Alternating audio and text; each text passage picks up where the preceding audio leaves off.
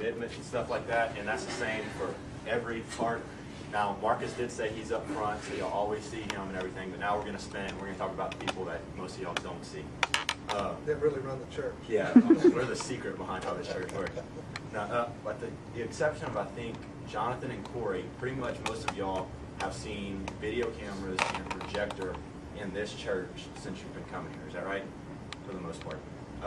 We've been doing it, we've had the projector now for 9 years. And remember, he talked about commitment, always being on time and stuff. Do any of y'all ever remember a service, like a Sunday service, where we didn't have the projector going? When was it? Old church. Huh? Old church. No, I meant this church. This church? Yeah, this church. Since we put the projector up, have we ever skipped a service? There's been one time in like the last 8 years where we skipped a service, and that was because the computer had a virus and we had to get it redone. So it's not just me, it's Sarah. At times, Burley and Brent and Josh Poindexter have helped us, but we're always committed. We always make sure it happens. Mark, y'all know the praise singers and stuff get here at 9. Me, Keith, Josh Poindexter, Brent Lee, we're also here at 9. How do y'all think all those microphones get batteries in them? So we have all cordless mics. How many songs do y'all think we sing in this church? Over the last 5 years, how many songs do y'all think? Just throw out a number. 100. 30, 100. Anybody else? We've had the software on our computer for 5 years. We have 740 songs on there. How do you think they get on there? Well, somebody has to sit there and type in every single song, every announcement that's put up, every scripture. It doesn't just happen. We have to get here early to put that up. So it's a lot of hard work, but he said, like Marcus said, we're committed to it. We want to do it. Everything's always turned on with Keith, the video. Everything's always ready by the time church starts. And some of it, we've been doing it so long, we could probably do it in our sleep, but it's still a commitment. Sometimes on Saturday night, I go hang out with the guys or something. I don't get home till 12 or 1, take a shower or whatever, get in bed late, but I'm still here at 9 o'clock on Sunday. So is Keith, so is the whole crew, getting everything ready. It's all about commitment. It's all about understanding that you're doing it for God, no matter what it is. And there's really some really small things that you can help out with. For instance, Jonathan used to help us out with the preachers putting water bottles on their thing. That's very important. Y'all saw it last service. Nobody did it, and water and ice went flying everywhere because the preacher had to do it. He didn't know what he was doing. Y'all remember that? The glass went. My dad was kicking ice everywhere. Oh, yeah. Stuff like that. Handkerchiefs. It gets hot. All those lights on the preacher, they're sweating and they're wearing a jacket and tie. Somebody that always has a handkerchief for them. There's stuff that's small like that that makes a big difference, especially for the preachers while they're trying to do it. When was the last time at this church that a microphone died in the middle of service? Most of you can't remember that because we're always ready. We're always expecting stuff. We know how to do it. Part of it, again, is because we've been doing it for so long. But we know how service runs and everything else. And then there's one other person that's behind the scenes that's also on the platform, and that's my dad. Every single service for probably the last 3 or 4 years, he types up and prints us out a schedule of service, is what we call it. It says what song's going to be sung, when it's going to be sung, has every announcement typed on the sheet of paper. It has the scriptures, the title of his message, everything typed out. He gives it to me. He gives a copy to my mom. He gives a copy to Alina. I think the musicians have a copy. And everybody that sits on the platform has their own copy, so they know what mic's ready. So a lot of work goes into this.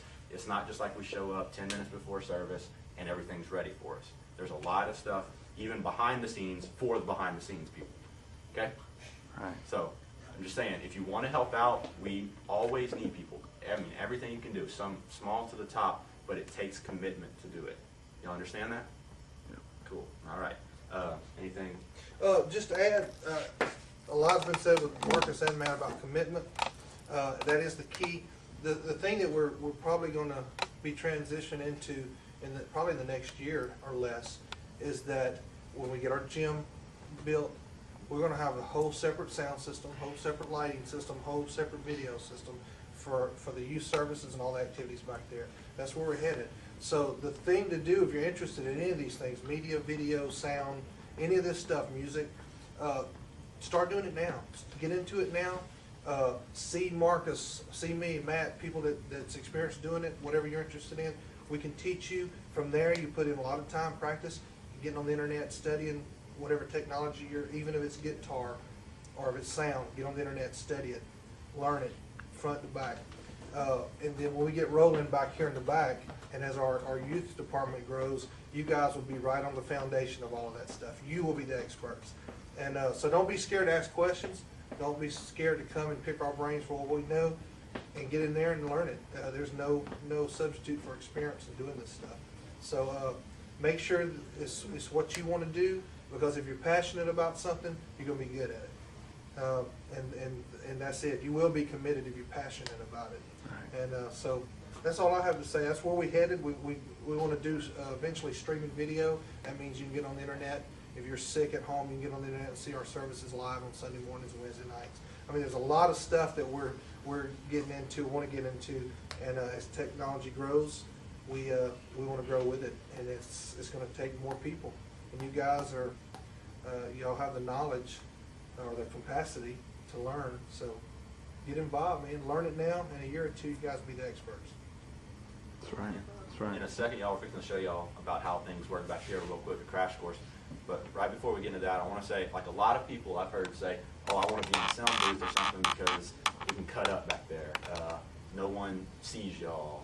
We can talk, you know, stuff like that. And that's not the case. Every once in a while, you will look back there and we're talking. But if I'm talking to Brent, I'm saying, okay, get the video queued in 3, 2, 1, we're playing it. The sound's ready. You know, that's the kind of talk we're doing. Look, the mic's about to die. We need a battery replaced. That's the kind of talk we do. We, with the praise team, my mom and the leaders talk to the praise team a lot about always worshiping God, about being leaders. And for them, you think it makes sense. They're in front of everybody. But we get those same lectures because even though you can't directly see us, we are leaders in the church. And we get to talk about worshiping and service. If they look back there and they see us cutting up, we're not going to be back there anymore. It's all about, even though we're doing it, the purpose of everything we do is to create a better atmosphere for worship in the church, and we have to live that too. So, y'all got all that, right? And the thing, and I'd add something to that as well, is what Matt said, is it's about a team. We're a team of people, and there has to be unity within that team. It's not just because those guys are in the back and we're in the front. It's still a team effort, and there has to be unity, and it takes all of us working together to do that. And so if there's just a few of us doing one thing and someone else doing something else, that's not enough. God needs us all to work together. So that's another reason as well. Me and Matt laugh a lot because we say we do better under pressure, because I couldn't tell you the times that we've had a problem. Because if you deal with electronics, computers, and graphics, video, you can always have something that crop up. And half the time, 2 minutes before church, we're digging in and splicing stuff in and putting Sometimes stuff together. Maybe during church. So it's a it takes like I said, a team effort working together, finding where the problem is. Real quick, funny story. A couple years ago, if y'all don't know, we have 2 TV monitors on the platform facing the praise singers. And whatever's on the projector, they see too, so without looking around. So if they forget the words or something, it's right there, or videos, they can see it as well. Well, when we first installed those, about probably a month after that, they just went out in the middle of service, and my dad needed it because he was given a PowerPoint, and it just looks weird if you turn around and look. And so he's looking back at me, and it's kind of the point where it could ruin the service, So I crawl underneath my computer desk because that's where the connection is. And this is the middle of service, y'all. It's a serious part of service. I'm trying to be real quiet, and I plug it back in. I think I've got it working. Well, I'm under there, and I'm about to get back up, and when I get back up, I kick my chair, and my chair's on wheels. And y'all know the sound booth is about 3 steps up. When I kick my chair, it starts rolling down the stairs, making, all kinds of noise. The whole church turns around and looks at me, or looks towards the back, and they see me standing up because I was underneath the sound booth. So naturally, the whole church starts thinking I just fell out of my chair, I was sleeping, I was playing solitaire or something. So for months after that, people were asking me if I fell asleep in church, why I fell out of my chair. But even, just to say, we have to be focused. No matter what happens, there's always problems that arise, and we have fun with it, though. Yes. That's right. You want to show them the... Yeah, any questions before we go back to the video?